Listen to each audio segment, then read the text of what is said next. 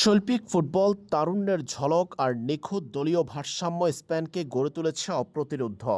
২০২৬ football বিশ্বকাপে স্পেনকে বাদ দিয়ে ফেভারিটের তালিকা করার দুঃসাহস দেখায়নি কোনো ফুটবল বিশ্লেষক। অনেকে তো মনে করছে নিজেদের ফুটবল ইতিহাসের দ্বিতীয় বিশ্বকাপ ট্রফি জিততে যাচ্ছে স্পেন। সবশেষ ২০১০ সালে জাভি ইনিয়েস্তাদের হাত ধরে বিশ্ব চ্যাম্পিয়ন হয়েছিল স্পেন। এরপর ২০১৪, ১৮, ২২ বিশ্বকাপ গেছে, শিরোপা ছুঁয়ে দেখা হয়নি স্প্যানিশদের। এবার ফেভারিটের তালিকায় ১ নম্বরে থাকা স্পেন ঘোষণা করেছে বিশ্বকাপের জন্য ২৬ সদস্যের চূড়ান্ত স্কোয়াড। প্রত্যাশিতভাবে স্কোয়াডে আছেন বর্তমান সময়ের তরুণ উদীয়মান footballer Lamine Yamal, Nico William, Dani অলমোর মতো তারকারা। স্পেনের ২৬ সদস্যের ঘোষিত স্কোয়াডে আছেন গোলরক্ষক ওয়ানি সিমন, ডেভিড রায়া এবং জুয়ান গার্সিয়া।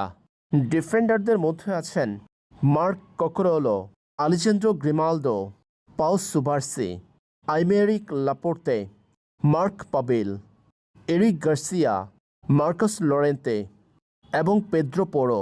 স্পেনের মিডফিল্ডে আছেন Pedri, Fabian Ruiz, Martin Zubimendi, Gavi, Rodrigo, Alex Baena, Mikel Moreno.